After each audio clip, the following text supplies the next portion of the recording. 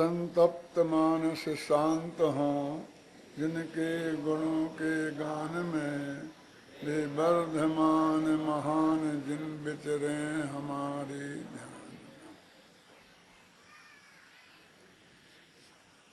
बनारसी दास के तो 3 छंद ऐसे थे जो समय सार की विषय वस्तु में नहीं है, उनकी चर्चा अपन ने अंत में की थी। 2 छंदों का अर्थ बता दिया था, तीसरा बाकी है। पेज नंबर निकालो 363, समय सार अनुशीलन का। धर्म को साधन जो वस्तु को स्वभाव साधे, अर्थ को साधन बिलेच द्रव सट में, करे काम साधन जो संग्रह निराश पर, सहज स्वरूप मुख शुद्धता प्रकट में, अंतर की दृष्टि सो निरंतर विलोके बुद्ध, धर्म अर्थ काम मोक्ष निज घट में, साधन आराधन की सौंज रह जाके संग, भूल फिर मूर्ख मिथ्यात की अलट में। एक प्रश्न खड़ा रह गया कि 4 पुरुषार्थ इन्होंने बता दिए कि ये हैं निश्चय में से। अब शास्त्रों में ये लिखा है कि चारों पुरुषार्थों का अविरोध रूप से ज्ञानी जन साधन करते हैं। अथवा ज्ञानी जनों के चारों पुरुषार्थों का अविरोध रूप से साधन होता है। और आज तक हम पंडित लोग दूसरों की क्यों कहें, ऐसा अर्थ करते रहे हैं कि भैया न्याय से धन कमाना अर्थ पुरुषार्थ हो गया, तो न्याय से कमाया ना, अन्याय से नहीं कमाया ना, इसलिए वो अर्थ पुरुषार्थ हो गया। और न्याय का भोग भोगा माने पस्त्रियादिक का नहीं भोगा, न्याय से प्राप्त जो हमारी धर्मपत्नी है, इसलिए वो हमारा काम पुरुषार्थ हो गया। और वह पूजा पाठ करते हैं, भगवान की भक्ति वगैरह करते हैं, ये धर्म पुरुषार्थ हो गया। ये 3, इसे त्रिवर्ग बोलते हैं, आप जानते हो। 3 पुरुषार्थों को क्या बोलते हैं? त्रिवर्ग। और चौथे मोक्ष पुरुषार्थ को बोलते हैं अपवर्ग, जो किसी वर्ग में नहीं आता। तो वो कहते गृहस्थों को मोक्ष पुरुषार्थ की साधना के साथ अविरोध रूप से इन 3 पुरुषार्थों की साधना करना चाहिए। तो अविरोध रूप क्या हुआ कि वो हमने अन्याय का भोग नहीं किया, अन्याय से पैसा नहीं कमाया, किया हो ऐसा, तो ख्याल में आया ना। अब यहाँ वो बनारसी दास जी कहते हैं कि तो हमने जब उनका निषेध कर दिया तो हम फिर 4 पुरुषार्थों की अविरोध रूप से साधना कैसे करें, तो वो बता रहे हैं कैसे करो। मार्मिक छंद है। धर्म को साधन जो वस्तु को स्वभाव साधे, वस्तु के स्वभाव की साधना करना, इसका नाम धर्म पुरुषार्थ का साधन है। वस्तु स्वभाव धम्मो, और उसकी साधना करना क्या है? उसमें ही अपनापन स्थापित करना, उसको ही निज रूप जानना, और उसी के ज्ञान ध्यान में मगन रहना। यदि क्रिया के लेवल पर नहीं रह पाओ तो श्रद्धा के लेवल पर रहना। यहाँ तो मगन शब्द का अर्थ श्रद्धा के अर्थ में ही किया है ना। तो कहना भोग में मगन तहाँ ज्ञान की जगन नाही, ज्ञान की जगन तहाँ भोग में मगन नाही। और भोग दशा मिथ्यात्व अंग है, लिखा क्या नहीं। भोग की दशा मिथ्यात्व का अंग है। और आप जानते हैं चक्रवर्ती का भोग निरंतराय होता, उसमें अंतराय नहीं पड़ता। इसके लिए चक्रवर्ती की पट्टरानी मासिक धर्म से नहीं होती, क्योंकि मासिक धर्म से होगी तो चक्रवर्ती के भोग में अंतराय पड़ेगा। और इसलिए पट्टरानी के बाल बच्चे भी नहीं होते, उनको भी अंतराय माना है। इतना निरंतराय भोग है। क्या? और ये कह रहे हैं भोग में मंगन, ये मिथ्या तो दशा अंग है। तो ये भोग में सुख की प्राप्ति होगी, ऐसी श्रद्धा का नाम ही भोग का भोगना है। वो आपको विवेक से निर्णय करना पड़ेगा। ख्याल में आया ना? और अब कहते हैं धर्म को साधन जो वस्तु को स्वभाव साधें। अब वस्तु का स्वभाव हम क्या साधेंगे? जैसे वो कोई गिर रहा हो, मर रहा हो, तो अपन थोड़े से टेका दे देंगे। अरे वो तो वस्तु का स्वभाव तो कभी दुनिया में परिवर्तित तो हो ही नहीं सकता। अग्नि को गर्म रखने के लिए, रहने के लिए तुम्हारे सहयोग की जरूरत है। क्यों? पानी को गर्म करने के लिए तुम्हारे ईंधन की जरूरत होगी, तुम्हारे सहयोग की जरूरत होगी, क्योंकि वो उसका स्वभाव नहीं है। ऐसे ही वस्तु के स्वभाव को कायम रहने के लिए किसी के सहयोग की आवश्यकता नहीं है।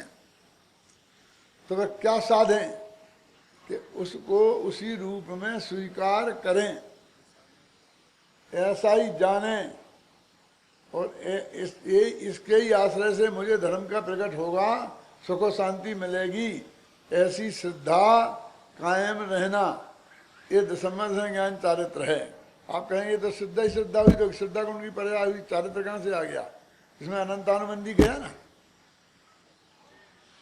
तो धर्म को साधन जो वस्तु को स्वभाव साधें, और अर्थ को साधन विलेच द्रव्य सठ में 6 द्रव्यों की सत्ता अलग अलग, विलेच माने अलग अलग स्वीकार करना, ये अर्थ का साधन है। पैसा कमाना ये अर्थ का साधन नहीं है। अर्थ माने द्रव्य होता है ना, पदार्थ बोलते ना, 9 पदार्थ हैं, तो इनको एक दूसरे में नहीं मिलाना। अपनी श्रद्धा में मिला तो सकते ही नहीं हो तुम। इसकी चर्चा तो अभी आगे आने वाली है बहुत विस्तार से।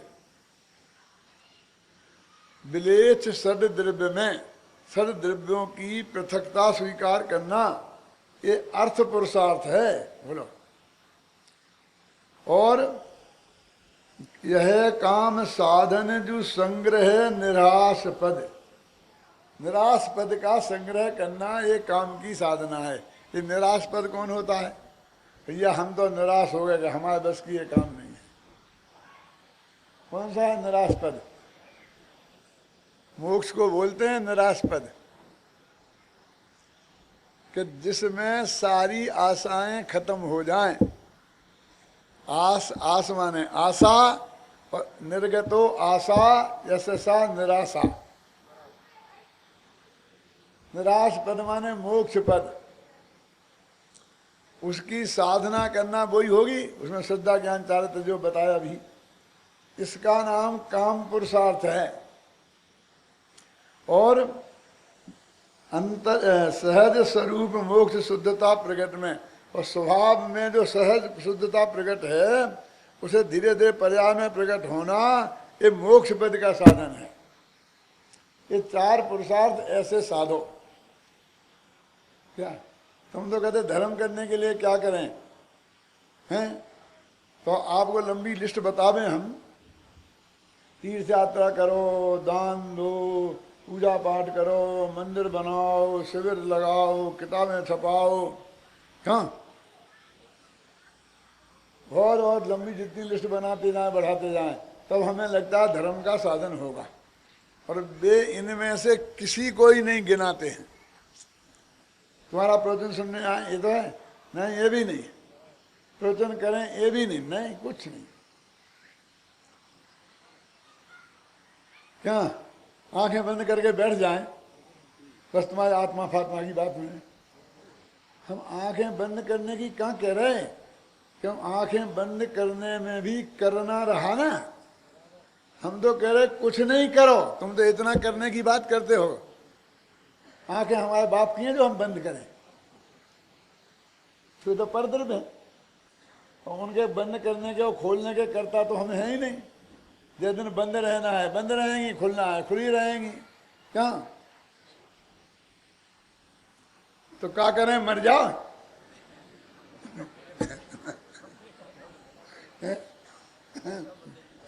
इससे कुछ नहीं करने को करो, तो मरने से जैसा दुख लगता है, और करने को कहो तो सब तैयार है। क्यों साहब,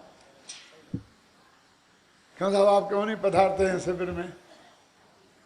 क्या करें, हमें किसी ने कहा ही नहीं। तो मैंने कहा भैया क्या बात है, क्यों नहीं कहा?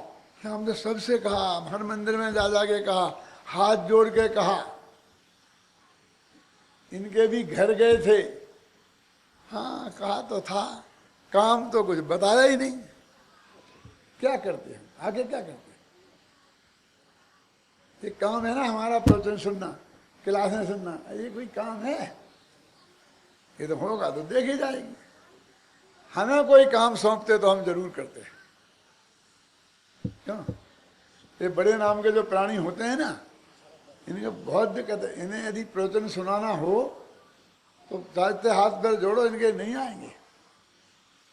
फिर हम जाके कहेंगे साहब आप शिविर में पधारना, शिविर में पधारना, क्या करके पूरा डेपुटेशन लेके जाएं, तो ये कहेंगे ठीक है आ जाऊंगा, लेकिन मुझे करना क्या है कि प्रवचन सुनना है पंडित जी का। खैर वो तो आएंगे तो सुनेंगे ही, सुनना ही पड़ेगा, लेकिन करना क्या है? प्रवचन सुनना है, बताइए ना क्या करना है? कि नहीं नहीं मुझे अध्यक्षता करना है, कि मैं मुख्य अतिथि हूँ, कि मुझे उद्घाटन करना है, ऐसा बताओ ना क्या करना है। आपने मुझे बुलाया हो ना, मतलब डेपुटेशन लेके आए हो ना, तो मैं बताओ क्या करना है। समझ गए हम कि इनको प्रवचन सुनाना है, या तो इन्हें अध्यक्ष बनाना पड़ेगा, या मुख्यमंत्री बनाना पड़ेगा, या उद्घाटन कराना पड़ेगा, कुछ ना कुछ करना पड़ेगा। तो मैंने कहा मुख्य अतिथि बन जाओ, कि मुख्य अतिथि एक के दो भी हो सकते हैं, अवध बना लिया, मुख्य अतिथि बन जाएंगे। अच्छा ठीक है आ जाऊंगा। आए मुख्य अतिथि जी साहब, थोड़ा लेट हो जाऊंगा, आए तो ये लेट आएंगे तो फिर प्रवचन बाद में रखो, उद्घाटन पहले रखो। सुनाना तो है ना सेठ जी को, तो बाद में रखा। तो यहाँ उन्होंने आते ही कहा कि देखो भैया मेरे दूसरी सभा का उद्घाटन करने जाना है, इसे मेरा मुझे पहले निपटा देना। और उद्घाटन वैसे निकल के कहा मैं आप सबसे माफ़ी मांगता हूँ, क्योंकि मैं नहीं रह पाऊँगा, मुझे बहुत बहुत भावना थी, मैं तो बहुत दिनों से सोच रहा था पंडित जी के प्रवचन सुनने का, लेकिन अब आज मैं नहीं सुन पाऊँगा। तो साहब तो 20 दिन है, कल से पधारना। हाँ हाँ कल से सोचूंगा। नहीं कल पधारेंगे ना आप, क्या करना है कल? बहुत कठिन काम है क्या? जैसे हम बच्चों को कुनेन खिलानी हो, बहुत कड़वी होती है, तो बतासा में अंदर डाल के और फिर कहते बेटा बतासा खाएगा, कि हाँ खाऊंगा, तो कुनेन देते हैं। लेकिन आज के बच्चे इतने होशियार हो गए हैं कि चुपचाप वो कुनेन निकाल के कहते हैं इसमें ये काला काला क्या है, वो फेंक देते हैं, वो बतासा खा जाते हैं। वो जो है ना उद्घाटन, वो है बतासा, और ये प्रवचन है कुनेन।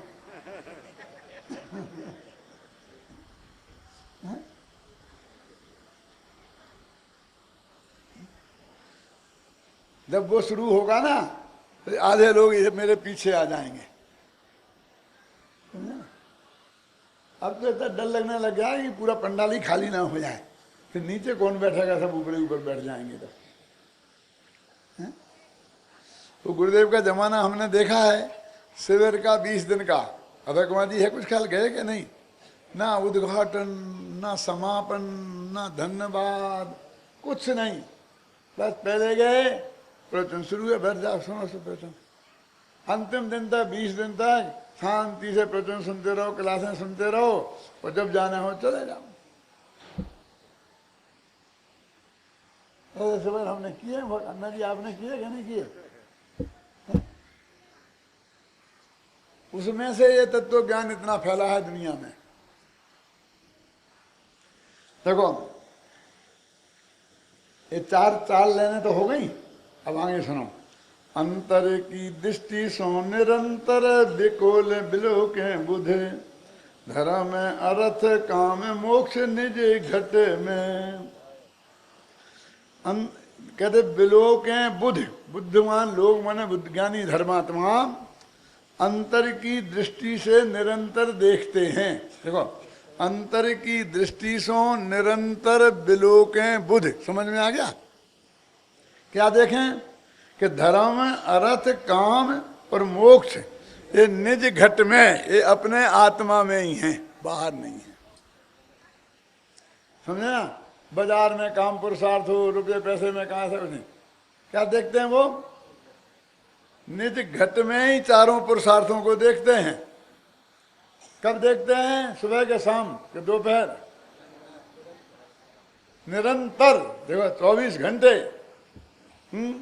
अंतर की दृष्टि सो निरंतर विलोकें बुधे, धर्म अर्थ काम मोक्ष निज घट में, साधन आराधन की सोच रहे जाके संगे, भूलो फिरे मूर्ख मिथ्या की अलट में।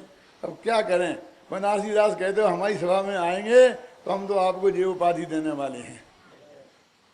बोलो, तुम्हें तो ये न मालूम कौन कौन सी उपाधियाँ, विद्या, भारती, फलाना, वाचस्पति, वाणी, भूषण, क्या क्या होती हैं, फिर दान, वीर और क्या क्या चाहिए।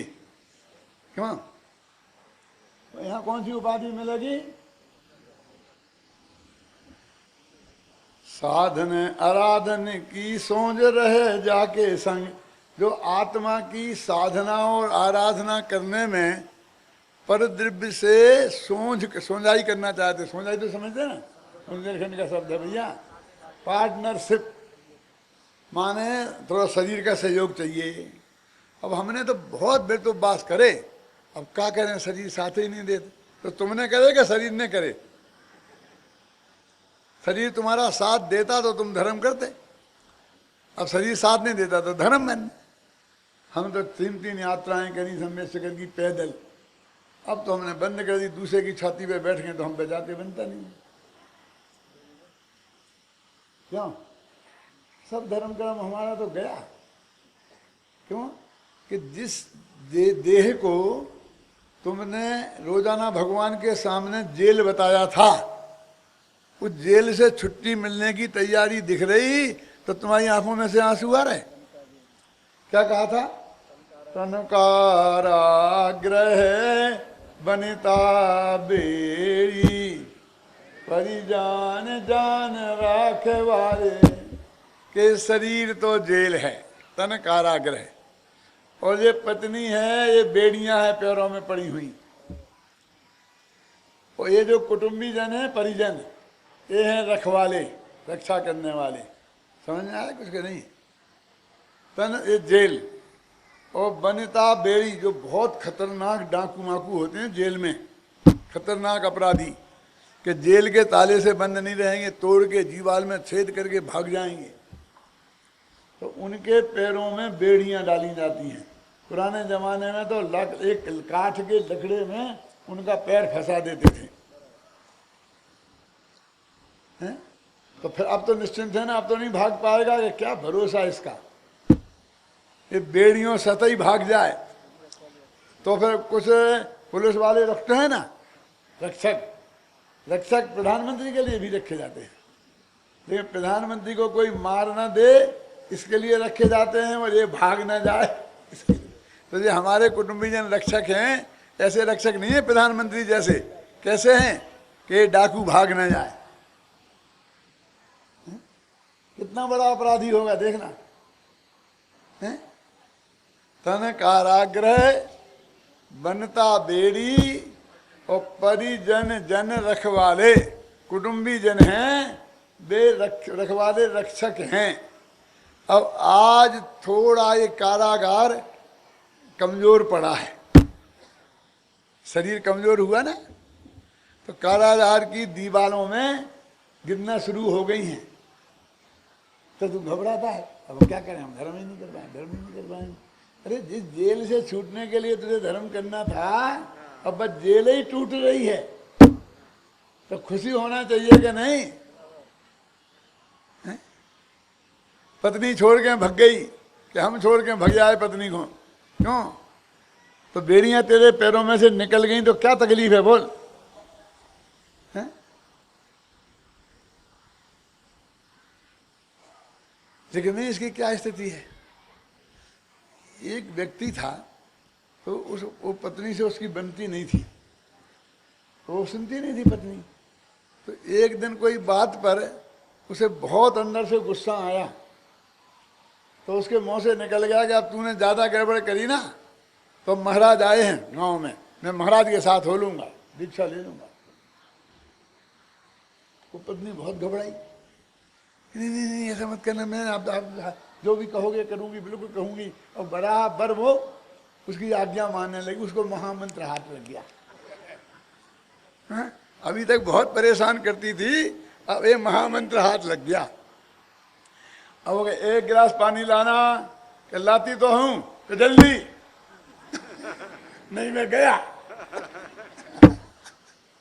अब वो पत्नी बहुत परेशान हो गई कि ये तो बार बार में भागने लगे, कब तक बांधूंगी मैं ये गुलामी, कब तक करूंगी?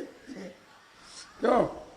तो वो महाराज के पास पहुंच गई। क्यों? भाग के महाराज जी के पास तो जाएंगे ना, कहाँ जाएंगे? क्या महाराज एक बड़ी समस्या है। कि बोल बेटा क्या है? कि मेरे पति बहुत वैराग्य के धनी हैं, बात बात में वैराग्य आता है, मैं ही जानता हूं मैंने कैसे बांध के मुश्किल से रखा है। कि तुझे कैसे मालूम? कि कब से?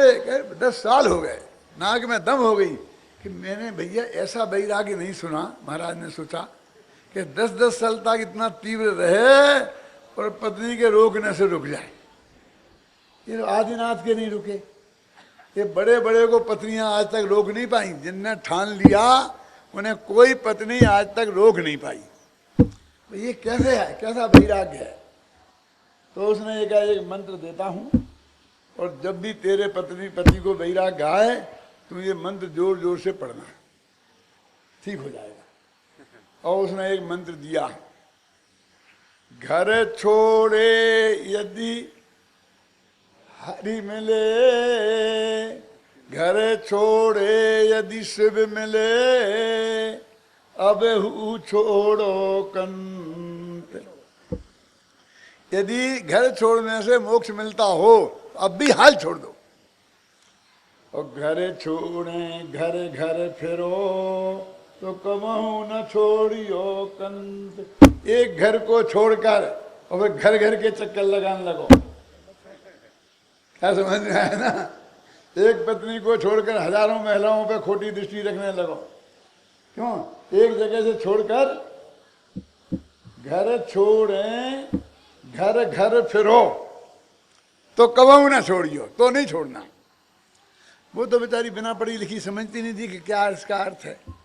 यदि महाराज कहते कि तुम कह देना कि जाओ जाओ अभी हाल चले जाओ, तो वो कभी नहीं कहती 3 लोग और 3 काल में, वो खतरा मोल लेती। क्योंकि महाराज तो अपना एक ग्राहक बढ़ाना चाहते हैं, तो मुझसे करे चले जाओ, है?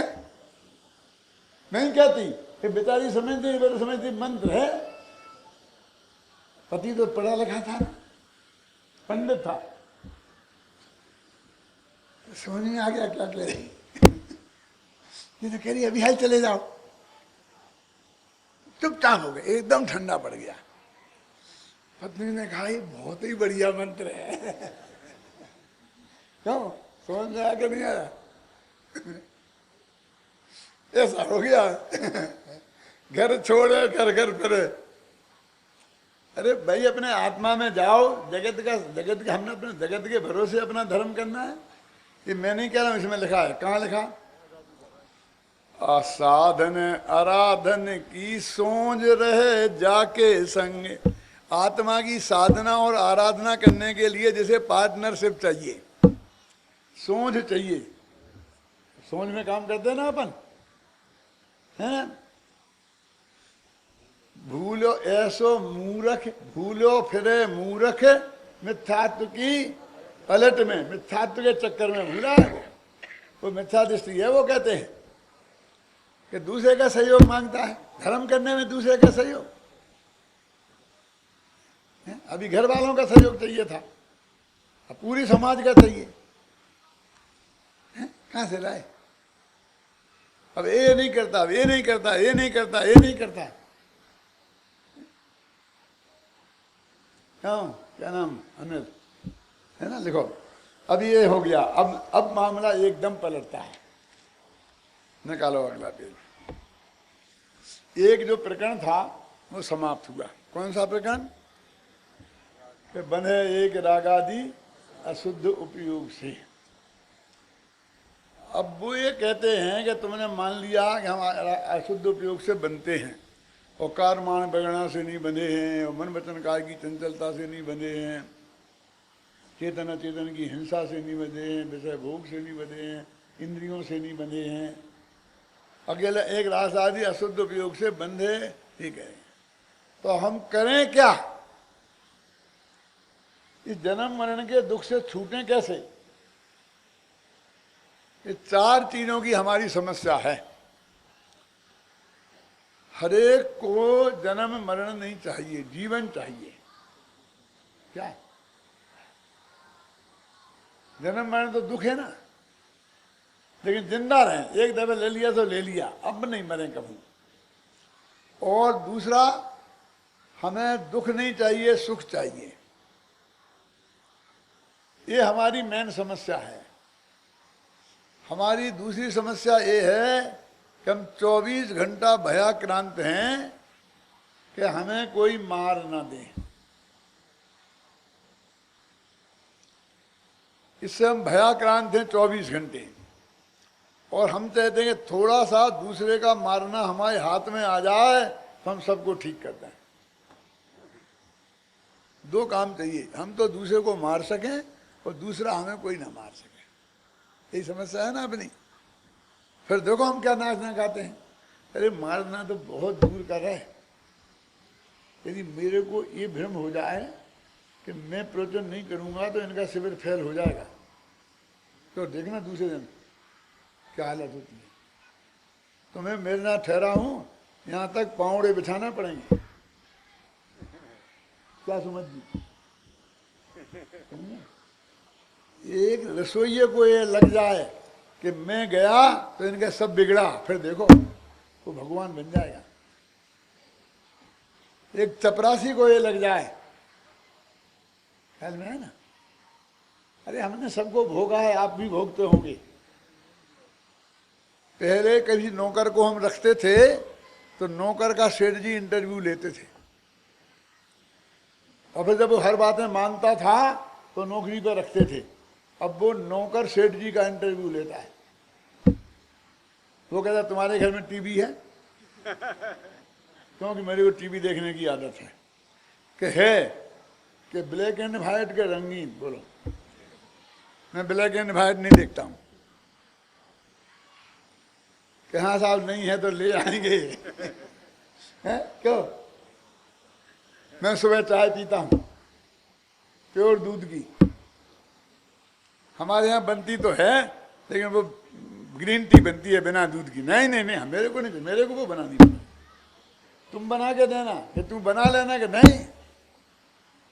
अरे वो 25 शर्तें रखता है और तब मुश्किल से रहता है, और उसे ये मालूम पड़ जाए कि हमने उसे बहुत पसंद है, उसका काम हमें। अरे पसंद होए तो मत कहना भले आदमी के पसंद नहीं, दूसरे दिन ही भाग जाएगा।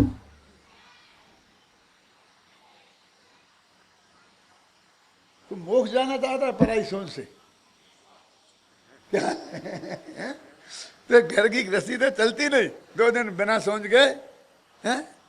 माता मेरे घर में तो 2 रसोई लगी हैं। माता मैं चौड़ा और बाजार सकड़ा। देखो 24 घंटा रोती रहती हैं। क्या करें, ऐसा हो गया, वो नहीं आई, लेट आया, ये हुआ वो हुआ। अरे दुनिया नहीं चलती है पराई सोच से, तो अपने भरोसे चलता है काम। क्यों? धर्म कैसे चलेगा? तो कौन सी 4 समस्याएं हैं? जीवन मरण और सुख दुख। कि कोई मुझे मार ना दे, एक समस्या तो हमारी है। दूसरी समस्या ये है कि हम स्वयं ना मर जाएं। तीसरी समस्या ये है कि हमें दूसरे का मारने का अधिकार मिलना चाहिए। हमें कोई निकाल नहीं सके और हम सबको निकाल सकें। ये समस्या है ना। और हमें कोई दुखी ना कर दे, ये समस्या है। और चौथा, हम चाहें जिसको दुखी कर दें तो हम सुखी हों। इतनी बातें हैं। अब वो आचार्य अगली गाथा में बता रहे हैं कि भैया इन 4 बातों में तुम बिल्कुल निश्चिंत हो जाओ। क्यों?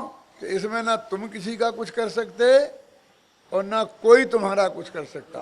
किसी से डरने की जरूरत नहीं है, क्योंकि तुम्हें कोई मार नहीं सकता, दुखी नहीं कर सकता। किसी की गुलामी करने की जरूरत नहीं है, क्या ना। और दूसरे को मारकर गुलाम बनाने की कोशिश मत करना। ये बात है। ये गाथाएं हैं, पढ़ो भैया।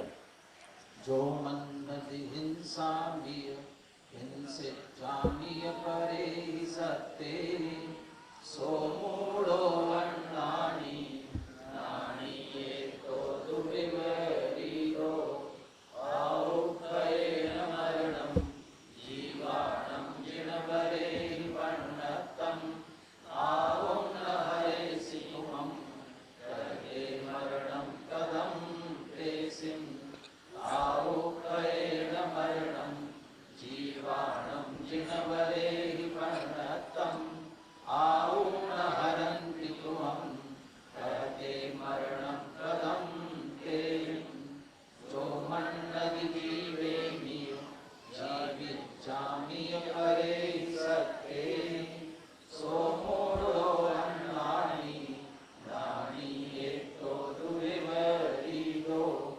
आउदयेन जीवति जीवो एवं गणन्ति सर्वन्नो आहुं चणते सितुमं कहं तैः जीवितं पदं ते सिं आउदयेन जीवति जीवो एवं गणन्ति सर्वन्नो आहुं चणतिं तितुहं कहं नु ते जीवितं पदं ते मैं मारता हूँ अन्य को या मुझे मारे अन्य जन, यह मान्यता अज्ञान है जिन पर कहे भव्य जन।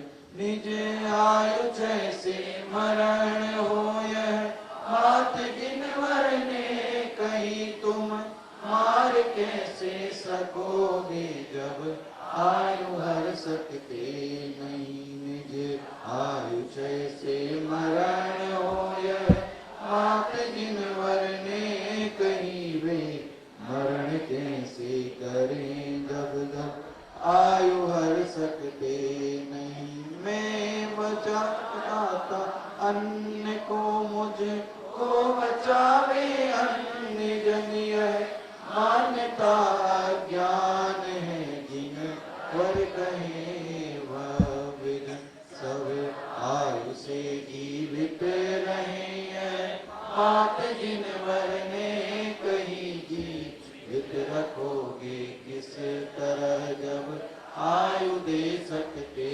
नहीं। सब आयु से जीवित रहे मात जिन वरने कहीं के से बचावे वे तुझे जब आयु दे सकते नहीं। देखो, ये 6 गाथाएं आज अभी आपने 7वीं बार पढ़ी है। पढ़ी ना? पहले दिन से ही पढ़ रहे हैं ना। पहले दिन माने पहले दिन तो अपना उद्घाटन में चला गया था, वो मुफ्त में। तो दूसरे दिन से अपन ने पाठ शुरू किया था। आज 6वां दिन है ना, तो एक दफ़े पहले पढ़ चुके और दूसरी दफ़े पढ़ी तो 7वीं दफ़े पढ़ी है। और अभी और 10-15 दफ़े पढ़नी पड़ेंगी, क्योंकि अपन तो चलाएंगे अंत तक। हाँ, कब तक पढ़नी पड़ेंगी? 2-1 दिन तो पढ़नी पड़ेंगी। तो ये क्यों आपको पढ़ा रहे हैं हम? देखो, कुंद कुंद की मूल बात है, इसका जो पद्यानुवाद है जो मैंने किया है, इसमें अक्षर का एक अक्षर का अंतर नहीं है। बिल्कुल कुंद कुंद की मूल बात को सिर्फ भाषा बदल के रख दी, और इतनी सरल भाषा है कि बच्चा बच्चा इसका अर्थ समझ सकता है बिना किसी के बताए। ये जो बंधाधिकार है ना, जब यहाँ चला कभी सागर में क्या चलाना शिविर में, समय साथ चलाएं और क्या चलाएं? नहीं वो तो बहुत कठिन पड़ेगा। कि बंधाधिकार वो बहुत ज़्यादा कठिन पड़ेगा। मैं कहा नहीं तुम चिंता मत करो कठिन सरल का, तुम तो चलाओ। इन गाथाओं पर मैंने सारे विदेशों में प्रवचन किए हैं। अब वो बिल्कुल अध्यात्म से जीरो थे, दिगंबर श्वेतांबर मिलके, लेकिन सबको मैंने ये पढ़ाया है और एक एक के गले उतरी है ये बात। इसलिए गले उतारने की जिम्मेवारी मेरी। ख्याल में आई ना? इतनी बात है कि वो ईमानदारी से देखे कि कुंद कुंदाचार्य क्या कह रहे, अमृतचंदाचार्य क्या कह रहे। तो इसमें मेरी बात नहीं है। ये बात तो मैं उन आचार्यों की बात आपके सामने रख रहा हूँ जिनको आप रोजाना याद करते हो कि मंगलम भगवान वीरो मंगलम गौतमो गणी मंगलम कुंद कुंदाद्यो भजन धर्मोस्तु मंगलम। देखो महावीर स्वामी तीर्थंकर महावीर और गौतम गणधर के बाद जिन्हें सीधा याद किया तीसरे नंबर पे, कितना उस लेखक की दृष्टि में कितने महान होंगे कुंद कुंद। सबको छोड़ दिया, धरसेन को, भूतबली को, पशुदंत को। अरे क्या बात करते हो? सुधर्म स्वामी को, जम्बू स्वामी को, सारे श्रुत केवलियों को, सीधे कुंद कुंद। गौतम स्वामी से सीधे कुंद कुंद और बाद में कोई नंबर नहीं, घबराना नहीं। मैं और आचार्यों का अपमान नहीं करना चाहता हूं, बस इस छंद का अर्थ बता रहा हूं। एक कवि का बहुत बढ़िया छंद है, पुरा कवि नाम गणना प्रसंगे कनिष्ठ काधेष्टित कालिदासा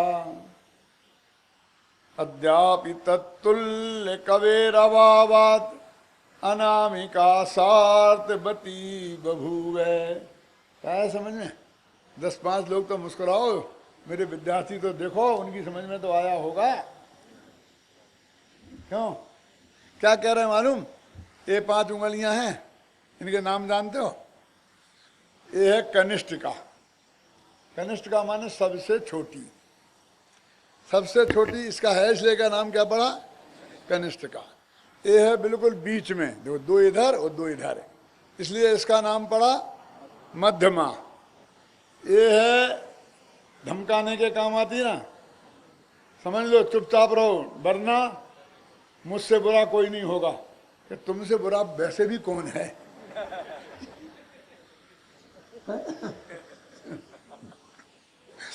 ये धमकाने के काम आती है, इसलिए इसका क्या नाम है? तर्जनी, धमकाने वाली। और ये सबसे बलिष्ठ है इसलिए अंगुष्ठ। समझे ना? इन 4 के नाम रखेगा, इसका नाम क्या रखे? ना जो छोटी है सबसे, ना जो बीच में है, ना धमकाने के काम आती है, ना बलिष्ठ है, तो इसका क्या नाम रखें? एक समस्या खड़ी हुई, तो ये नाम ही नहीं रखा, ये बिना ही नाम की रह गई। क्या? इसलिए इसका नाम रख दिया बिना नाम की, अनामिका। है ना? इसका क्या नाम है? अनामिका माने बिना नाम की। ये 5 उंगलियों का है ना, ये तो पाठ याद हो गया ना, ये तो कल पूछ लूंगा, सब बता दोगे ना? ये कनिष्ठा, ये मध्यमा, ये तर्जनी, ये अंगुष्ठ और ये अनामिका। तो अब कभी ये कल्पना करता है, अपन प्राण ऐसा करते हैं ना, जैसे बच्चे खेलते हैं घर में, कि ये अंगुलियां, ये मम्मी की, ये पापा की, ये मेरी, ये भाई साहब की। क्यों? ऐसा गिनते हैं ना, अंगुलियों पर रखते हैं ना सबको। तुमने भी किया होगा ना बचपन में, अभी तुम्हारे बच्चे करते होंगे एक उंगली। तो अब वो कवियों ने ऐसा गिनना शुरू किया, तो ये उंगली किसकी? तो उसके मुंह से निकल गया कालिदास की। क्या निकल गया? कालिदास। यानी हमने सबसे छोटी उंगली पे कालिदास को बिठा दिया। क्या? पुरा कवि नाम गणना प्रसंगे, पुरा माने पुराने जमाने में, कवि नाम गणना प्रसंगे, जब कवियों की गिनती हुई तो कनिष्ठ का माने सबसे छोटी उंगली पर कनिष्ठ का अधिष्ठित, मैं छोटी अंगुली पर हमने कालिदास को बिठा दिया। पुरा कवि नाम गणना प्रसंग कनिष्ठ का अधिष्ठित कालिदासा। आ गया समझ में? साफ है ना? अब कहा इस पे किसे बैठाएं?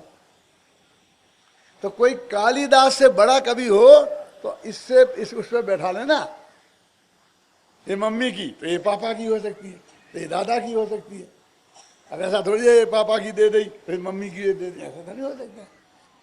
उससे बड़ा होना चाहिए ना। मैंने कालिदास को इस पे बैठा दिया तो इस उंगली पर उससे बड़े कवि को बैठाएं, फिर इस उंगली पे उससे बड़े कवि को बैठाएं हैं? लेकिन आज तक तत्तुल्य कबीर अभावात, वो बनारसी कालिदास से बड़ा तो जाने तो दूर, उसकी बराबरी का भी कोई कवि नहीं हुआ। अद्यापि तत्तुल्य कबीर अभावात, आज तक उसकी बराबरी का कोई कवि नहीं हुआ। तो अनामिका सार्थवती बहूवे, इसलिए जो अनामिका नाम तो रखा था वैसे अनामिका, लेकिन ये सार्थक नाम वाली हो गई।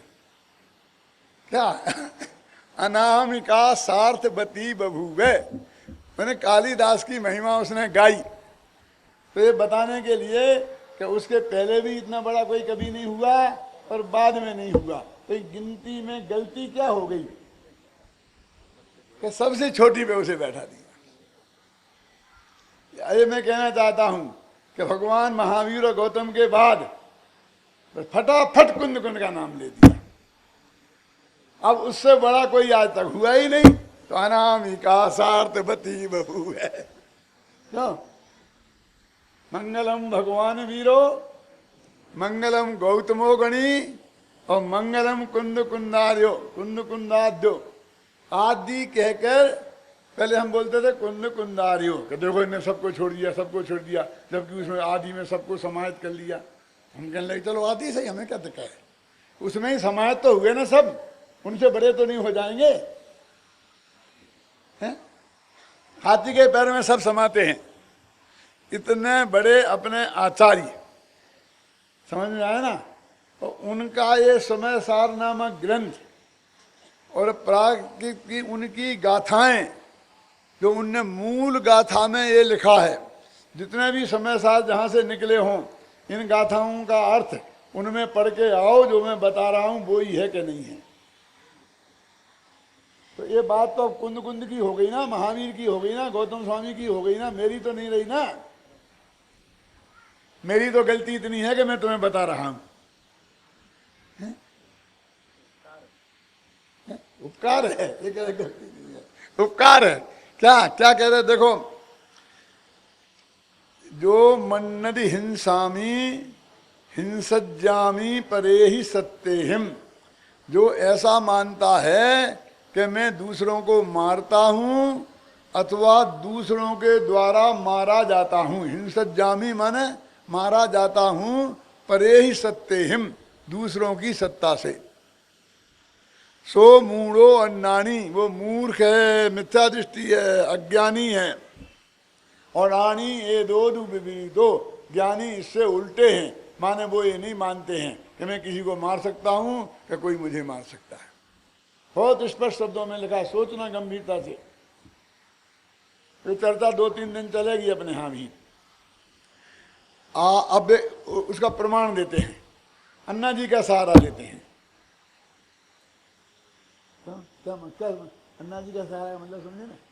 अन्ना जी हमारे यहाँ कर्णान योग के प्रतिनिधि है ना, कर्णान योग पढ़ाते हैं। तो वे कर्णान योग का सहारा लेते हैं। वो कहते जाने दो कि जिस द्रव्य का जिस क्षेत्र काल में जो होना होगा वो ही होगा। अब क्रमबद्ध पर्याय तो गले उतारना बहुत मुश्किल है। क्यों? अभी क्रमबद्ध पर्याय में मेरे व्याख्यान सिंगापुर में होने वाले हैं, 6 व्याख्यान। वहां नक्की हो गया, क्रमबद्ध पर्याय की किताबें चलेंगी, बट गई, सब तैयारी हो रही। अब यहाँ तो नहीं है वो क्रमबद्ध पर्याय चला सकता है। क्या हुआ? तो वो क्या कहते हैं कि तुम क्रमबद्ध से होता है कि नहीं होता, केवली के ज्ञान की बगल में बात रखो आयु कर्म के उदय से जीव जिंदा रहता है, और आयु कर्म का क्षय होता है तो अजीव मर जाता है। ये तो करुणानि योग का कथन है ना। देखो, आयु क्षयेन मरणम जीवानम मरणम आयु खड़ेन, जीवों का मरण आयु कर्म के क्षय से होता है। क्यों? ये किसने कहा? अन्ना जी ने लिखा है, जिने ही पन्नतम, ये जिनेन्द्र भगवान ने कहा है। क्या? भगवान महावीर ने समोसरण में 100 इंद्रों की हाजिरी में, क्यों, गौतमादि ऋषियों की हाजिरी में, हजारों मुनिवरों की हाजिरी में ये बात कही। क्या कही? के आयु क्षयेन मरणम जीवाणम, जीवों का मरण आयु कर्म के क्षय से होता है। आयुमन हरेश तुमम, और तुम आयु का हरण कर सकते हो किसी की? किसी के आयु कर्म को का अपहरण तुम कर सकते हो? यदि नहीं कर सकते हो तो तुम कहते मरणम कदम तेसिम, तो तुमने उसका मरण कैसे किया, है ना? आयु क्षयेन मरणम जीवाणम जन्मरे ही पन्नतम, ये पंक्ति तो वैसे ही ऊपर की ऊपर है। और कोई तुम्हें तुम्हारी आयु का अपहरण नहीं कर सकता, वो तुम्हें कैसे मारे? तुम दूसरे की क्या नहीं कर सकते? पहली गाथा में, दूसरी में दूसरा तुम्हारा नहीं कर सकते।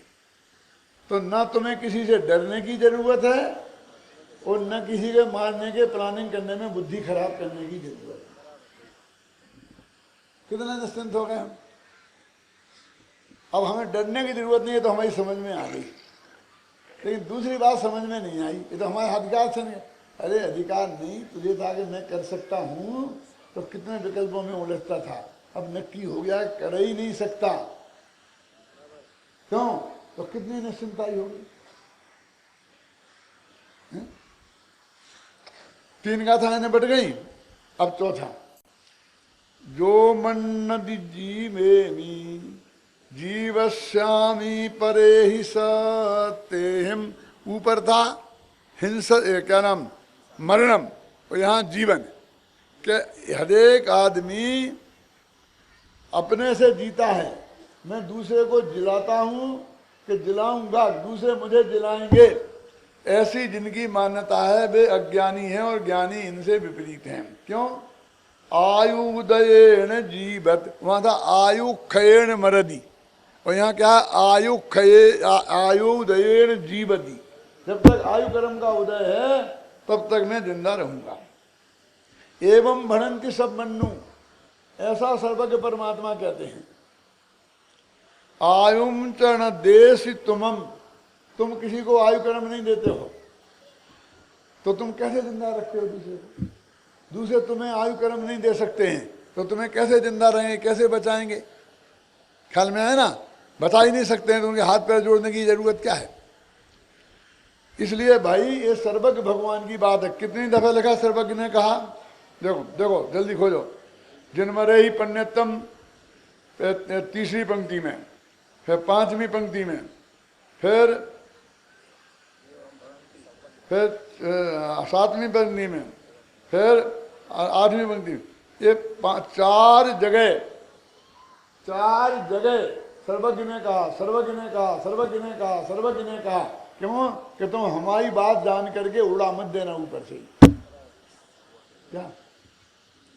ये सर्वज्ञ भगवान की कही हुई बात है। ये कुंद है, ये महत्वपूर्ण गाथा है भाई साहब, जैन दर्शन का सारे बंधाधिकार में लिखी है। क्या कोई गंभीरता से विचार नहीं करता? नहीं, वो करली घात हो जाता है, वो कभी कभी अपकर्षण हो जाता है, उपकर्षण हो जाता है। तुम ही जानते हो अपकर्षण उपकर्षण, कुंद नहीं जानते थे, सर्व भगवान नहीं जानते थे क्या होता है क्या नहीं होता है। क्यों?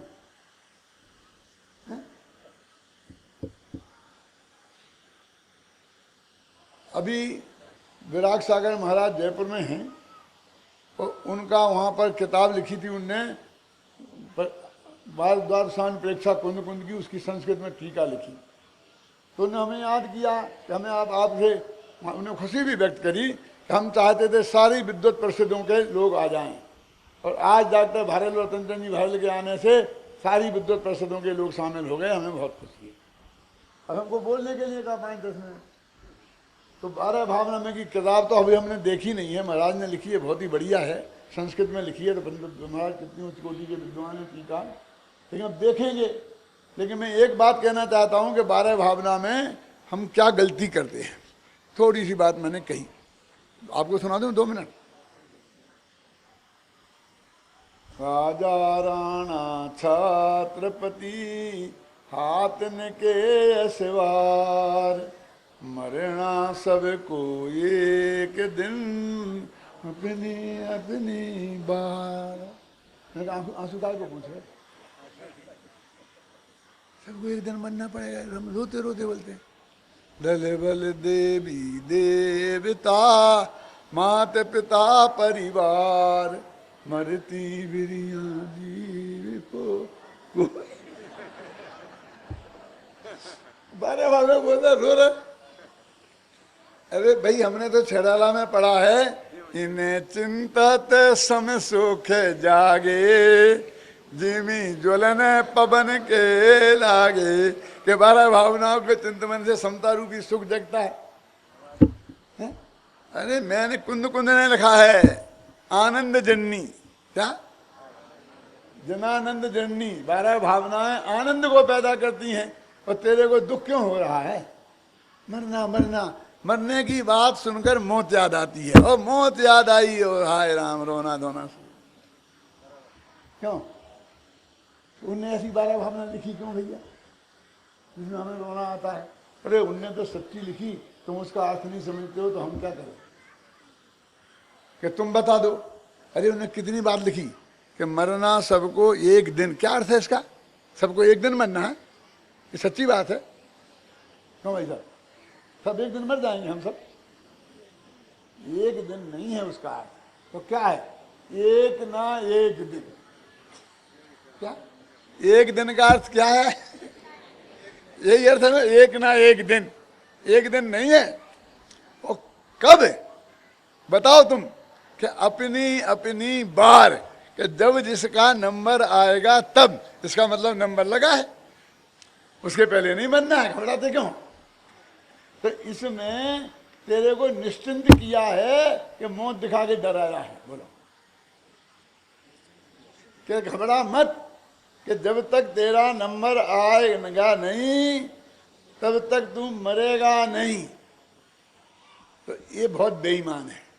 कहते ये तो ठीक होगी, लेकिन जब नंबर आ जाएगा तब तो मरना पड़ेगा ना। कोई ऐसी तरकीब नहीं है कि तब भी बच जाऊं? क्यों? तो फिर कहा कि दल बल देवी देवता मात पिता परिवार, और मरती बिरिया जीव को कोई न राखन है। अरे मरती बिरिया, जब मरने का नंबर आएगा तब कोई नहीं बचा पाएगा।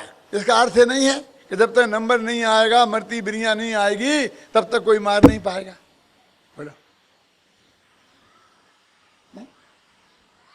नंबर के बिना मार नहीं पाएगा, और नंबर नहीं आएगा तो कोई दुनिया की ताकत, नंबर आ जाएगा तो बचा नहीं पाएगा। क्या काय को उसकी बात करता है? आएगा नंबर चले जाएंगे। क्यों? दोनों तो ये निश्चिंता करती है कि नहीं? अब तुम अर्थ ही नहीं समझते हो। हमारी तो ये हालत है कि मौत का नाम सुनते ही ब्लड प्रेशर डाउन हो जाता है। अब वहां तक हम पहुंच ही नहीं पाते। अपनी अपनी बार मरती बिरिया, उस पर हमारा ध्यान ही नहीं जाता है। राजा राणा छत्रपति 7 दिन के सब मर गए। अरे भाई आगे की तो सोच के आगे क्या लिखा है। ये कुंद कुंद तेरे को गारंटी दे रहे कि तेरे आयु कर्म का उदय है, दुनिया की कोई ताकत तुझे मार नहीं सकती। और आयु कर्म का उदय खत्म हो जाएगा, क्षय हो जाएगा, तो दुनिया की कोई ताकत रोक नहीं पाई थी। यही बात 12 भावना में है ना। भूदेव दास जी की क्या गलती है? बोलो, यही बात तो कह रहा ना। इसलिए तू किसी के हाथ पैर मत जोड़ के हमें बचा लेना, हमें बचा लेना। जब नंबर आ जाएगा, आयु का उदय खत्म हो जाएगा, तो गारंटी से तुझे मरना ही पड़ेगा। एक खतरनाक बात कह दूं, समय तो हो गया ना। क्यों जी, आपको देवायु बांध ली, क्यों कहूँगे नरक आयु बांध ली, हम क्यों कहें? यहाँ सब आदमी मनुष्य और देवायु में बांध के मनुष्य और देवगति में जाने वाले हैं। कोई नरक मरक जाने वाला नहीं है, कोई ट्रेंच होने वाला नहीं है। मैं गारंटी देता हूँ, आपको घबराना नहीं। आगम प्रमाण है मेरे पास। आज समय नहीं है, फिर कभी याद दिलाओगे तो बता दूंगा। क्यों? देवायु बांध ली भैया। अब वो जो पहले का देव वहाँ है, अब उसकी आयु खत्म हो जाएगी, वो सीट खाली होगी ना, तब तो आप उस जगह पे जाओगे। अब वो तो बच नहीं सकता, उसकी तो आयु खत्म होगी। देवों के तो अकाल मरण नहीं होता ना। अब वो सीट फिर कब तक खाली रहेगी तुम्हारे लिए? तुम यहाँ बचे रहो, दवाइयाँ खा जाओगे।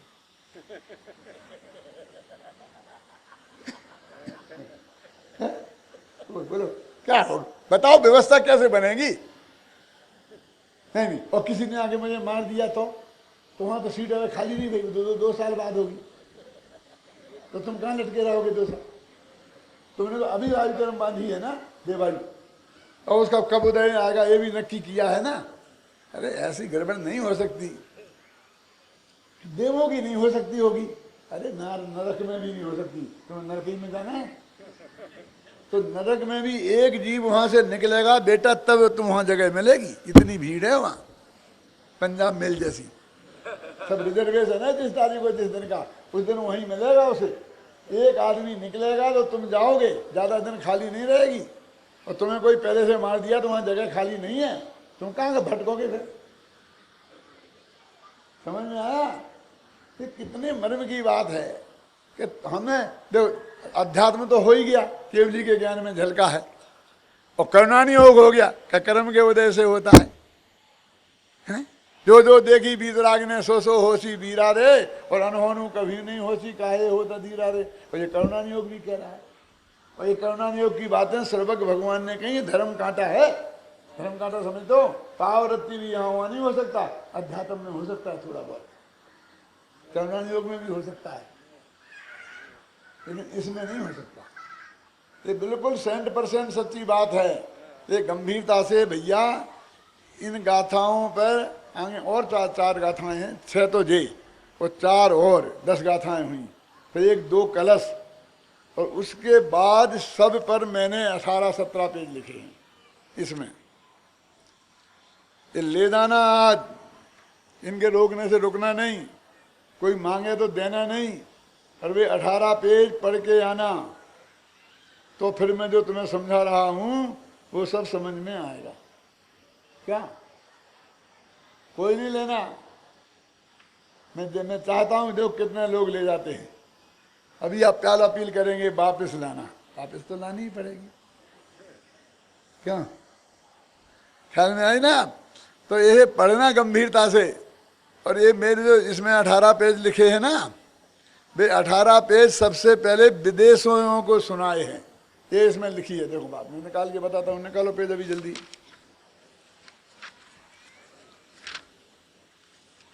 Page number 370। इसमें इन गाथाओं और उनकी टीका एवं समागत कलशों के संदर्भ में मेरी अन्य कृति आत्मा ही है शरण का निम्नांकित अंश दृष्टव्य है। ये आत्मा ही है शरण क्या है?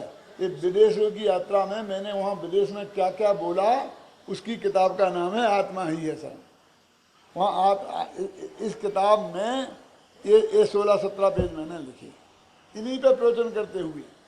अमेरिका का एक शहर नहीं छोड़ा, यूरोप का एक शहर नहीं छोड़ा, कनाडा का एक शहर नहीं छोड़ा, सब जगह मैंने ये व्याख्यान किए। ऐसा नहीं तुम्हारे पहली दफा तुम्हारे सागर में कर रहा हूँ। क्यों? इसलिए कर रहा हूँ कि भैया संसार सागर से पार होना है तो एकमात्र ये ऐसी चीज है कि हर एक के गले उतरे, और ये गले नहीं उतरे तो संसार सागर से पार होने वाली नहीं हो। ये बहुत गंभीरता से इस बात को पढ़ना है।